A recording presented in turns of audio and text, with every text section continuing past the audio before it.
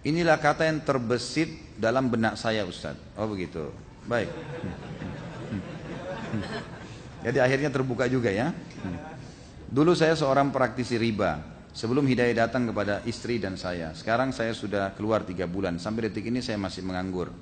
Pengalaman saya di dunia bank sudah banyak. Karena pada dasarnya saya seorang yang kutu loncat. Ya. Apa ini? Kutu loncat. Loncat maksudnya. Pindah dari bank satu ke bank lain. Terakhir saya pindah dari bank konvensional ke bank syariah dengan jabatan menjadi pemimpin cabang atau pimpinan cabang. Setelah saya mengamati di dalamnya ternyata banyak hal yang tidak sesuai dengan asas syariah. Akhirnya saya memutuskan untuk keluar. Karena itu saya mengajukan resign. Ada 2 pertanyaan yang tidak bisa dijawab oleh atasan saya. Yang pertama, apa bedanya bunga bank di konvensional dan margin di bank syariah? Sama-sama kan? Yang kedua, kenapa deposit di syariah tetap dapat margin walau usaha yang diberikan modal deposit tersebut bangkrut? Kalau seperti yang Anda katakan ini betul seperti itu, berarti dia menggunakan khusus bank syariah yang Anda pindah itu. Ini berarti dia menggunakan sistem riba yang saya bilang tadi. Dia hanya menerjemahkan saja. Itu jawaban saya untuk pertanyaan tadi yang terakhir. Kalau masalah Anda nganggur, saya ingin sampaikan teman-teman sekalian.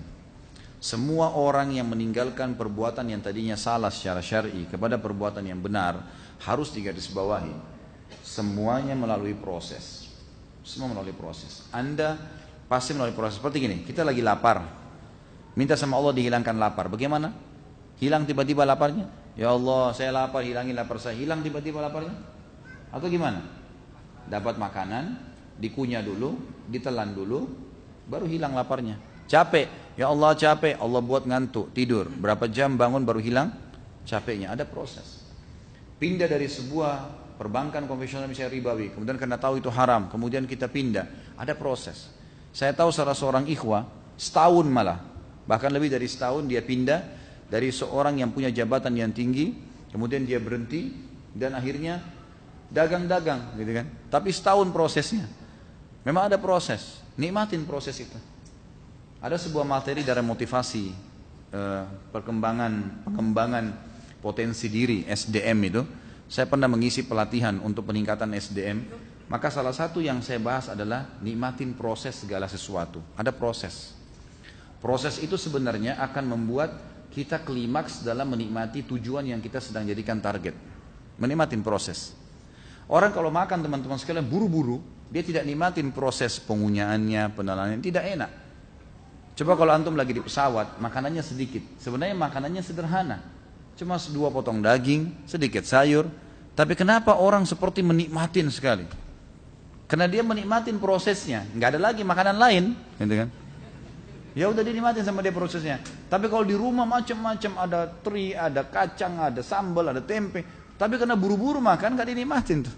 Enak gak makanannya? Istrinya tanya, nggak tahu sih. Ya. Tapi udah 2 piring makan. Gitu ya. Jadi menikmatin proses itu penting.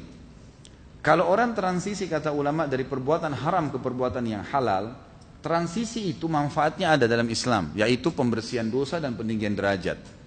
Jadi pembersihan dosa, jadi tidak ada yang sia-sia bagi seorang muslim. Hadis riwayat Muslim berbunyi, kata Nabi SAW, tidak ada yang menimpa seorang muslim dari capek, letih, gangguan orang, sedih, duri yang menusuk badannya kecuali jadi pengampunan dosanya.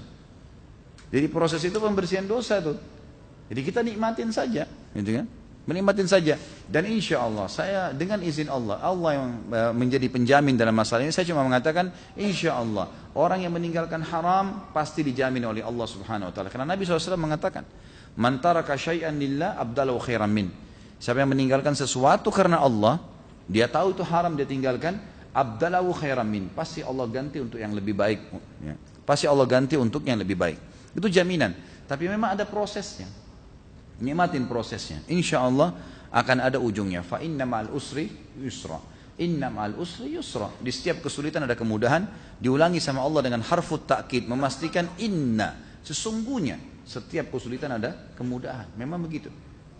Saya berdoa kepada Allah SWT untuk anda dan bertanya tadi dan seluruh muslimin tentu agar terlepas dari masalah-masalah yang riba seperti ini. Jadi saya sarankan nikmatin prosesnya. Dan kalau anda menemukan tadi instansi ini memang ada hal-hal yang ribawi, gitu kan?